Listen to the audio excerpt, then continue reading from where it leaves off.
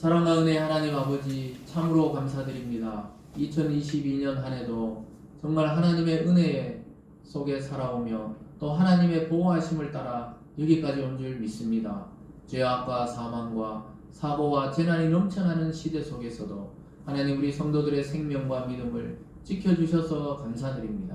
하나님 오늘도 말씀을 통하여 우리 영혼이 시원케 하여 주시고 새롭게 되게 하여 주시고 하나님을 향한 소망으로 충만한 시간 될 수 있도록 인도하여 주시옵소서. 감사드리며 예수님 이름으로 기도드리옵나이다. 아멘. 오늘 본문을 중심으로 다 이루었다, 다 이루었다 라는 제목으로 하나님 말씀 증거하겠습니다.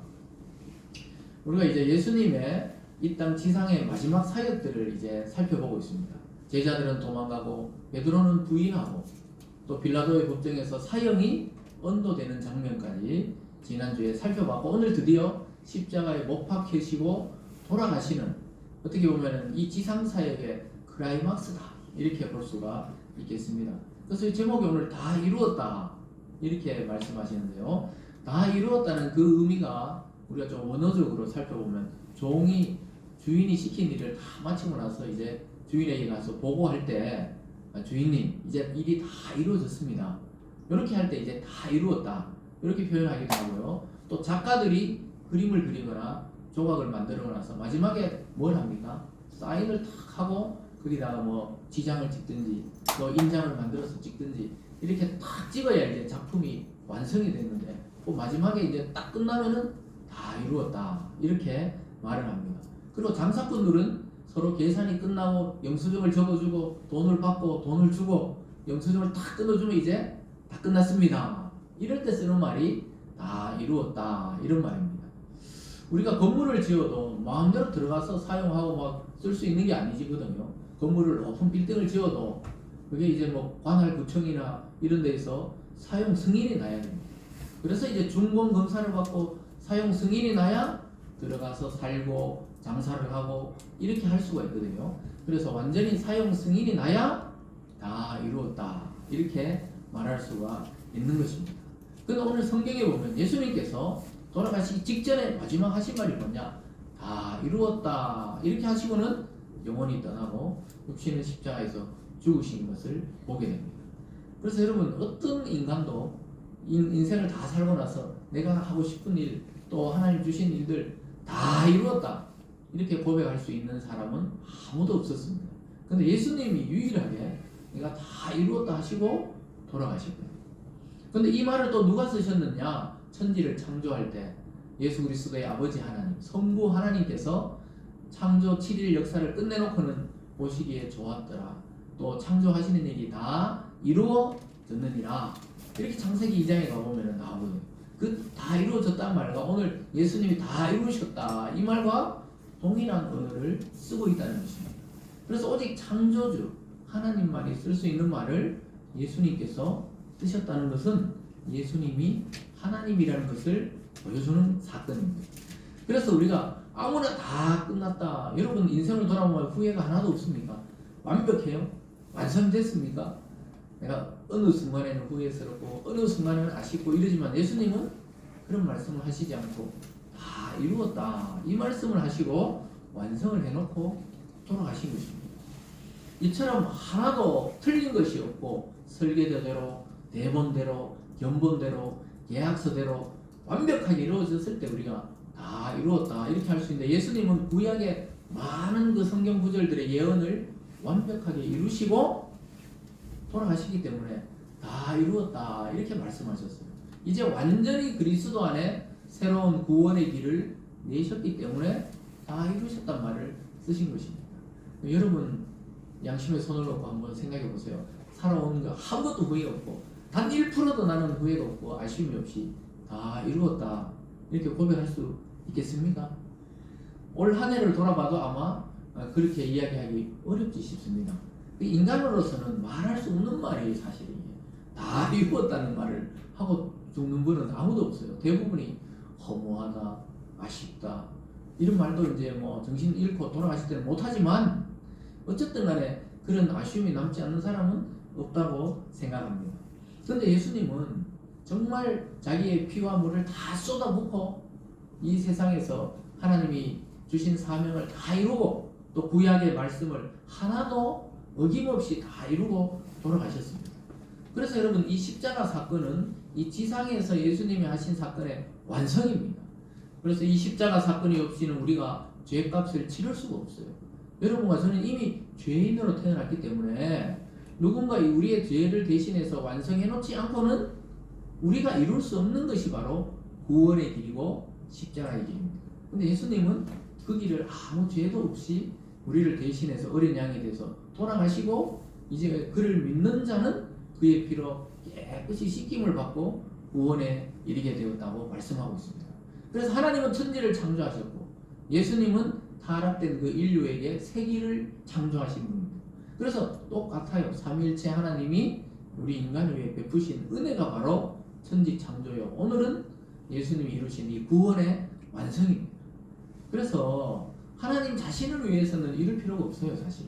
근데 하나님이 사랑하는 대상으로 인간을 창조하시고 나서 그들이 타락된 것을 너무 아쉬워하면서 자기 아들을 이 땅에 보내셔서 우리 죄를 대신 지고 돌아가게 하시고 승리하게 하시는 날이 바로 오늘 십자가에서 죽음을 맞이하는 거예요. 이런 아이러니가 없죠. 세상에서는 실패로 보였지만 하나님은 완성으로 보시는 날이 바로 이 십자가의 죽으심입니다. 이것을 통해서 볼 때 예수님 믿는 자들의 죽음은 끝이 아니에요. 완성을 향해 나가는 통로입니다. 저와 여러분이 인생을 다 살고 우리도 주님처럼 다 이루었다 이렇게 고백할 수 있으면 얼마나 좋겠습니까? 그런데 우리는 그럴 수 없기 때문에 예수님이 이루신 이 완전한 구원의 세계를 믿음으로 받음으로 우리도 다 이루었다고 고백할 수 있는 존재로 변화시켜 주신 것입니다.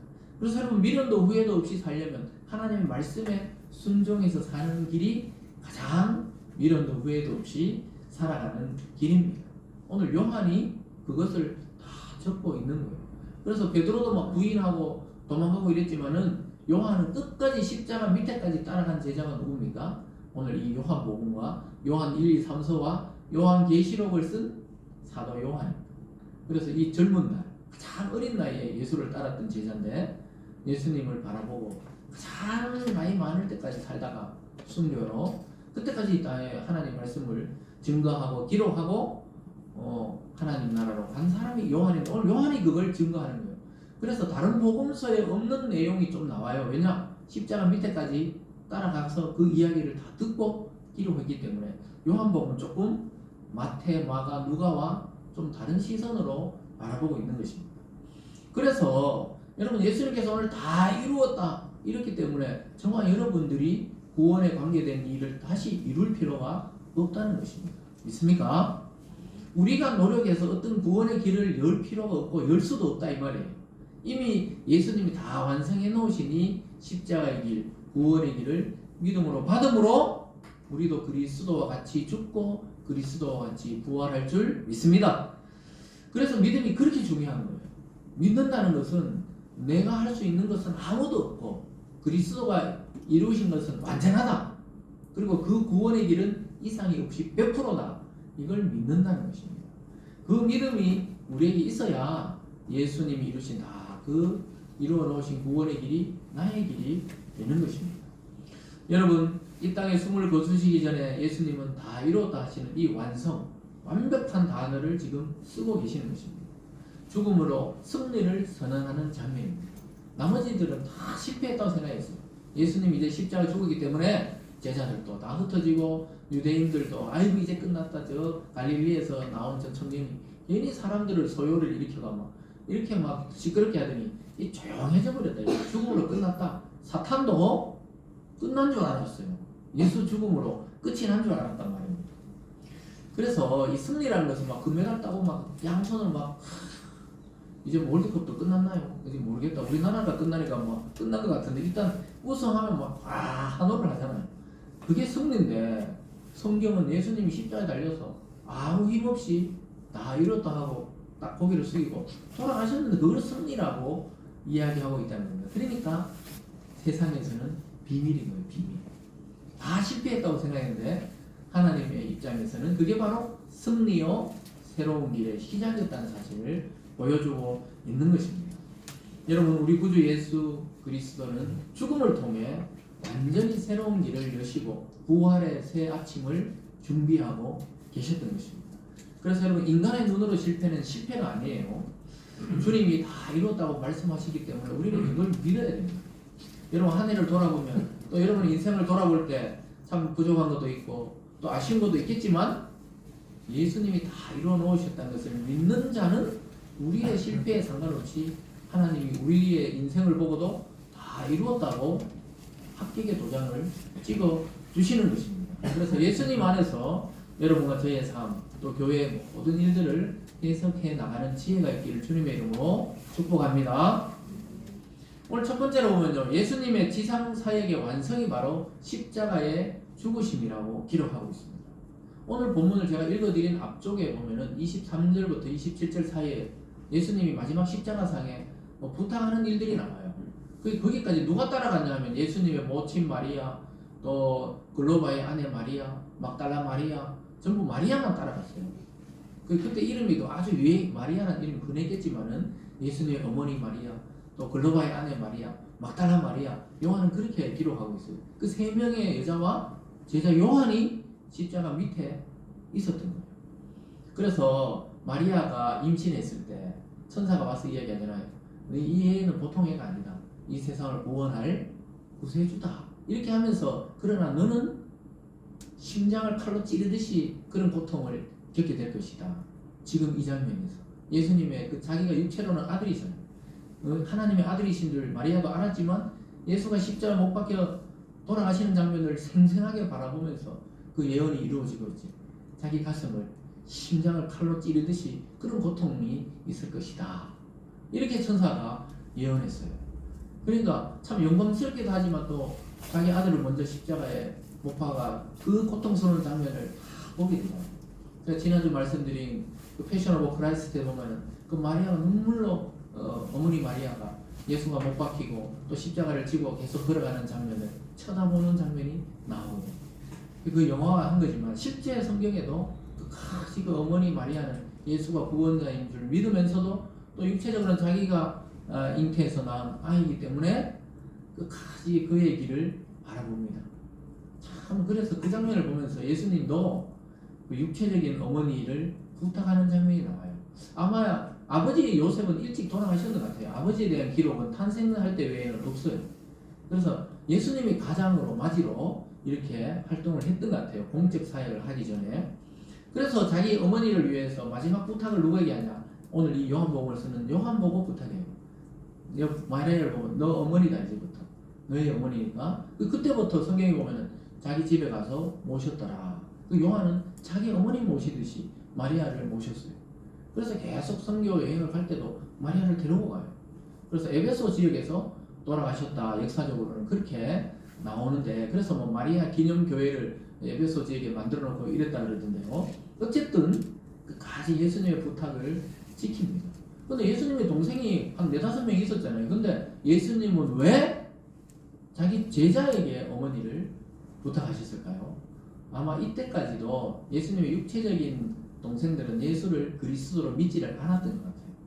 그래서 이제 새로운 가족, 예수 믿고 완전히 새로운 가족이 된 요한에게 맡겨 놓았다고 보통 그렇게 생각합니다.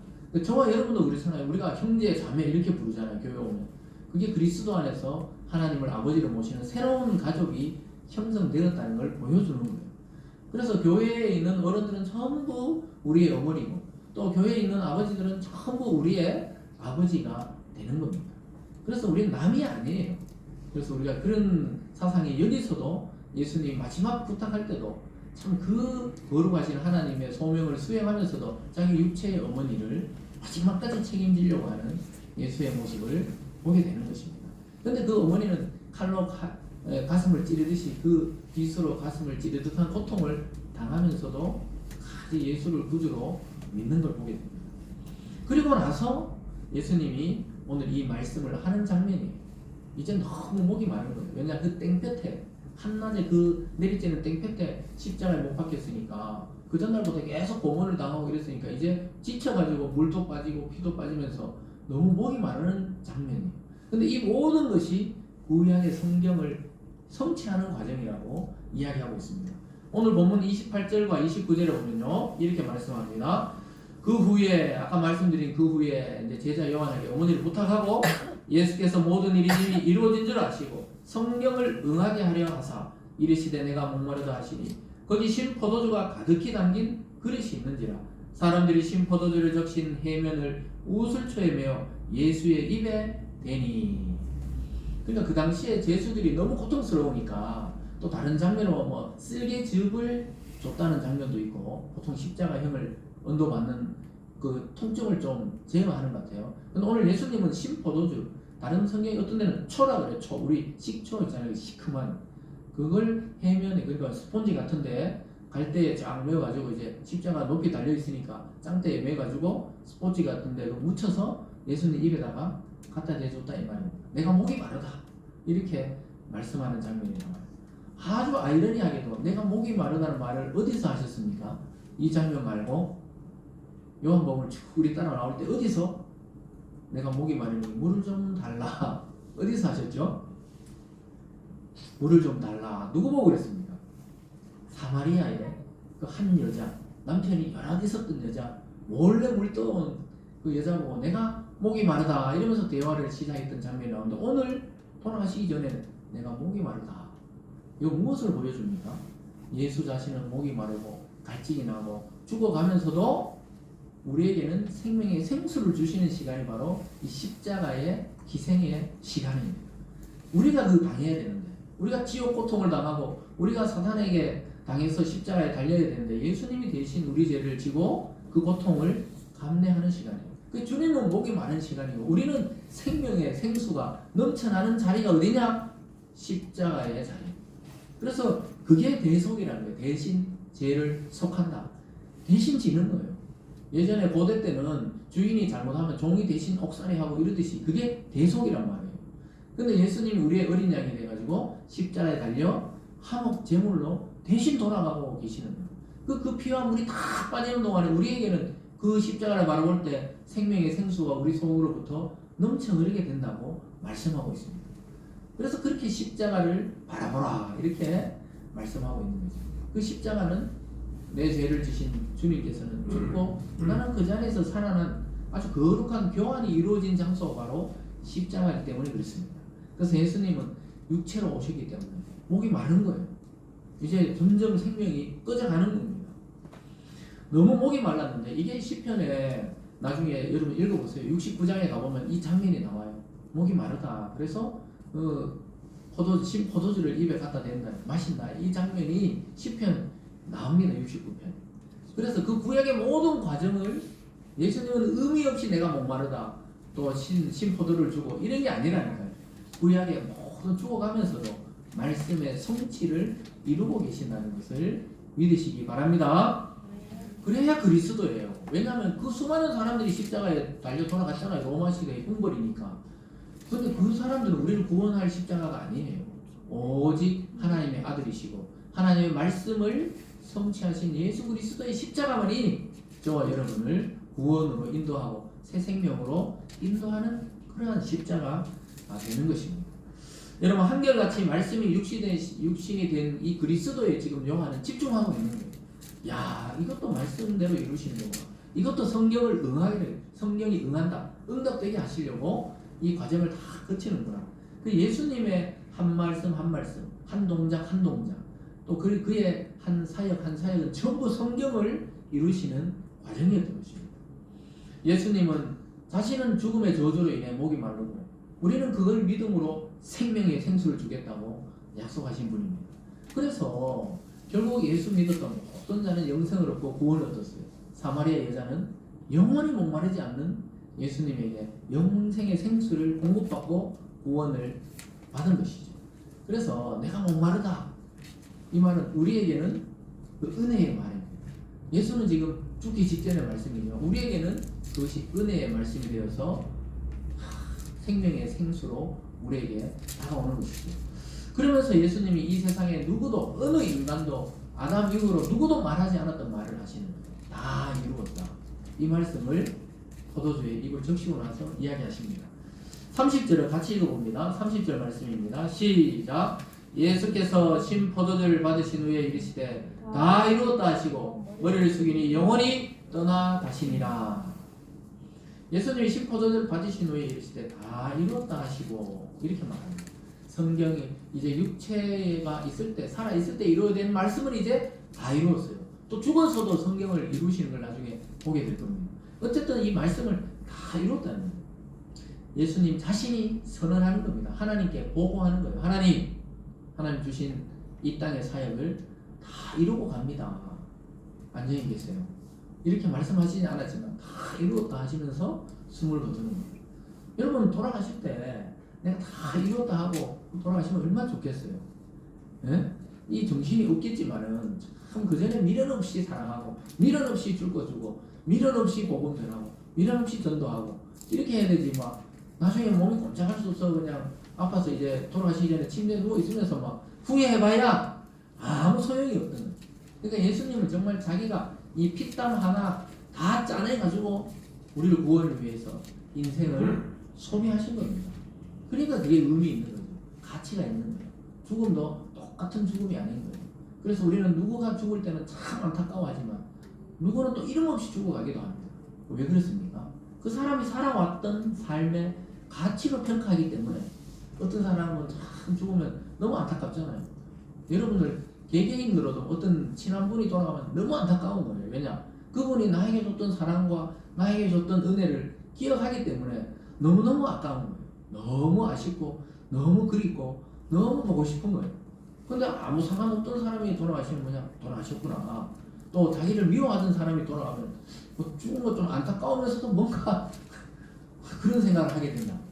근데 예수님이 이 죽음은 성경을 일일이 하나하나 다 이루시고 자기 몸으로 피와 땀을 다 이 짜내가지고 우리 인간을 구원하시기 위한 길이었기 때문에 그 가치는 우주적인 것이고 영원한 것이라고 말할 수가 있겠습니다. 그래서 우리가 신학교 다닐 때 그 반틸이라는 신학자가 있는데 반틸 아주 유명하죠. 반틸 여러분들은 처음 들어봤겠지만 반틸 또 들어보신 분도 있을 수도 있어요.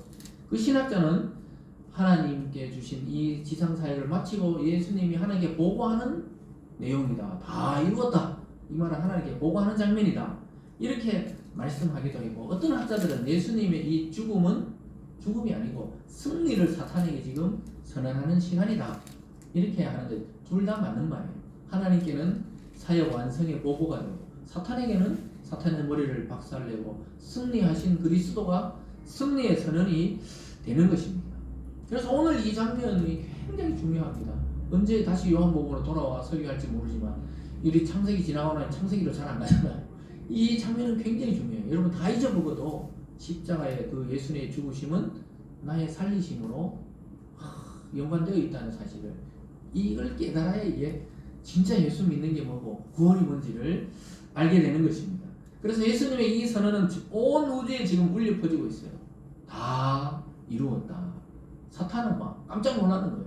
죽음으로 이제 끝날 줄 알았는데 이게 바로 예수님이 하나님의 말씀을 다 이루는 완성이었다는 사실을 나중에 알고 깜짝 놀라는 겁니다. 그래서 오직 창조 때 성부 하나님께서 천지를 지으시고 나서 다 이루었다 하신 이후에 처음으로 들리는 말씀이 뭐냐? 그 이후로 처음으로 예수님이 다 이루었다 이 말을 또 하시는 거예요. 그래서 두 번밖에 우주에 선포되지 않았어요. 하나님이 천지를 다 이루었다. 예수님 오늘 내가 이제 다 이루었다 이렇게 고백하십니다. 하나님만이 하실 수 있는 고백을 성부와 성자와 성령이 함께 지금 선포하고 있는 것입니다.